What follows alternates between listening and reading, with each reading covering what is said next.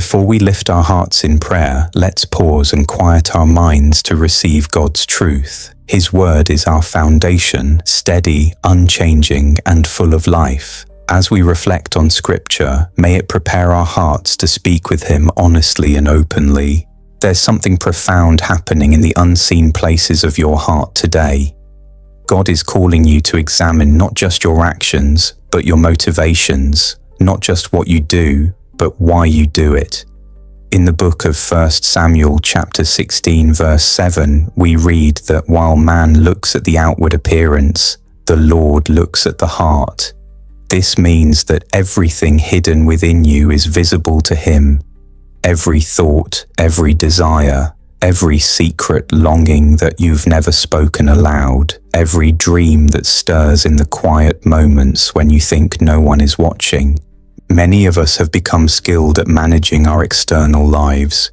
We know how to dress appropriately, speak kindly, and behave in ways that earn approval from others. We've learned the language of faith, the gestures of worship, the rituals of religious practice. But what about the internal landscape of your soul? What about those moments when you're completely alone and your true desires surface? What about the thoughts that come unbidden in the middle of the night, or the longings that whisper to you when your guard is down? The Apostle Paul warns us in 2 Timothy chapter 3 verses 1 through 5 about people who have a form of godliness but deny its power. These are individuals who look righteous on the outside but whose hearts remain unchanged. They attend services, they speak the right words, they participate in religious activities, but their inner life remains untouched by the transforming power of the gospel. Their appetites remain carnal, their desires remain selfish, their motivations remain impure.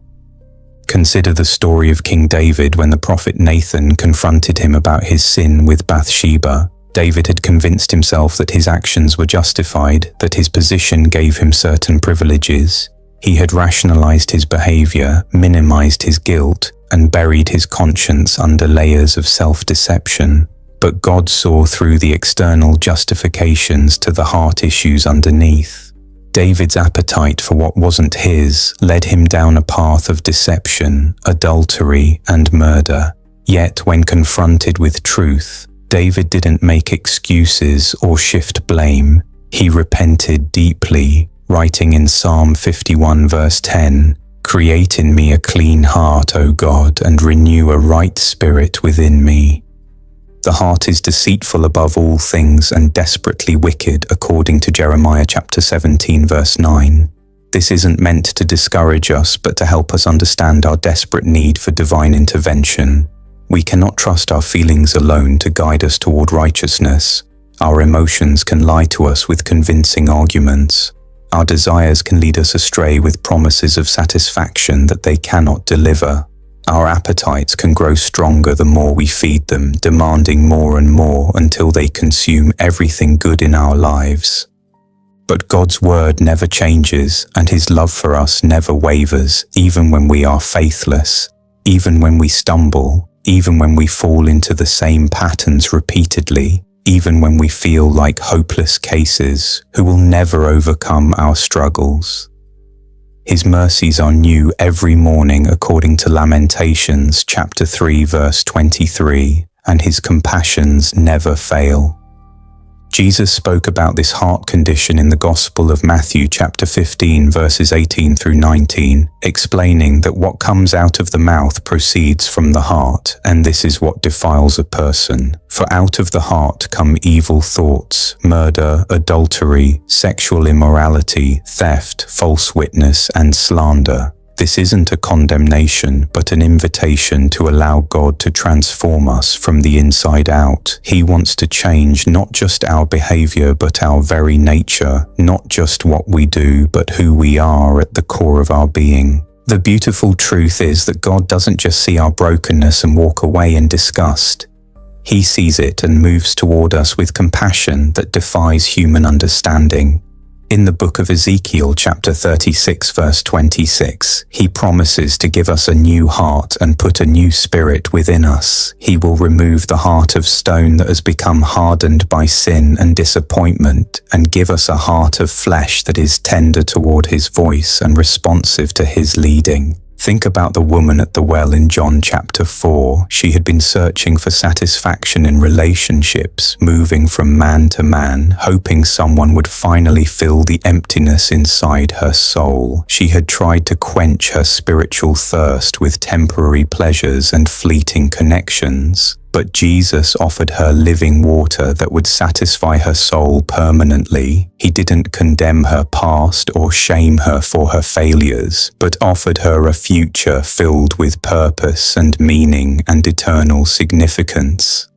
Let's pray. Heavenly Father, we come before you now with hearts that are hungry for more of you and less of everything else that has been competing for our affections. We acknowledge that we have allowed other things to take your rightful place in our hearts and minds. We have chased after temporary pleasures instead of eternal joy. We have sought validation from people instead of resting in your unchanging love. We have tried to satisfy our souls with things that can never truly fulfill us, leaving us empty and longing for something more. Lord, we confess that sometimes we have been more concerned with appearing righteous than actually being righteous. We have hidden parts of our hearts from you, as if you didn't already see everything, as if we could somehow fool the one who knows us better than we know ourselves. We have made excuses for behaviors that we know don't honor you. We have compromised our convictions when it seemed convenient or when the pressure became too great to bear. But today, we choose to be completely honest with you about our deepest struggles and most persistent battles. Some of us battle with pride, wanting to be recognized and praised above others, craving the spotlight and the applause of men more than your quiet approval. Some wrestle with lust, allowing our minds to wander into places that corrupt our spirits and damage our relationships. Others fight against bitterness, holding on to hurt and refusing to forgive those who have wronged us, nursing our wounds and rehearsing our grievances. Some are trapped in cycles of addiction, whether to substances that numb our pain, behaviors that provide temporary escape, or even the approval of others that has become like a drug we cannot live without. Some struggle with fear that paralyzes us and keeps us from stepping into the calling you have placed on our lives. Others battle with anger that explodes at the smallest provocation or smolders beneath the surface, poisoning our relationships and our peace. We bring all of these struggles to you now, not in shame, but in hope, knowing that you are the God who specializes in making all things new. You take broken vessels and create something beautiful from the fragments. You transform weakness into strength, fear into faith, bondage into freedom, and despair into hope that cannot be shaken. We believe that no habit is too strong for your power to break, and no heart is too hard for your love to soften. No addiction is beyond your reach, and no stronghold is too fortified for your truth to tear down. You are the same God who delivered the Israelites from slavery in Egypt, who brought down the walls of Jericho, who gave David victory over Goliath, and who raised Jesus from the dead. Search us, O God, and know our hearts as you promised in Psalm 139 verse 23. Try us and know our anxious thoughts. See if there is any wicked way in us, and lead us in the everlasting way. We want to walk in your ways, not our own. We want to desire what you desire and hate what you hate. Change our appetites so that we hunger and thirst for righteousness above all else.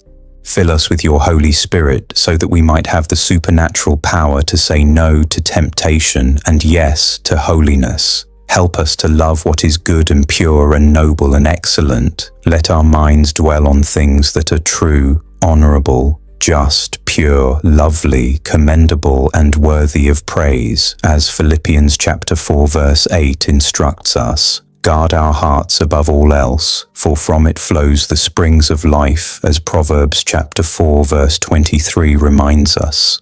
We pray for supernatural strength to resist the enemy's schemes and tactics. When Satan comes to tempt us with shortcuts to happiness or fulfillment, remind us that his promises are always lies wrapped in attractive packaging. Help us to remember that the pleasures of sin are only for a season, but the joy of the Lord is our strength forever. Give us wisdom to recognize temptation before it becomes sin and courage to flee from every appearance of evil. Transform our desires, Lord, so that what once appealed to our flesh now seems empty and hollow and ultimately unsatisfying. Let us see sin for what it really is, not glamorous or exciting, but destructive and deadly and leading only to death. Help us to understand that your commandments are not restrictions designed to limit our fun, but protections designed to keep us in the place of greatest blessing and security and peace. Amen. May every word of this prayer become a living blessing over your life in Jesus' mighty name. If you're carrying a specific need today, we'd count it a privilege to stand with you in prayer. Share your request below so we can lift you up together. May the unshakable peace and overflowing grace of Christ surround you today and always.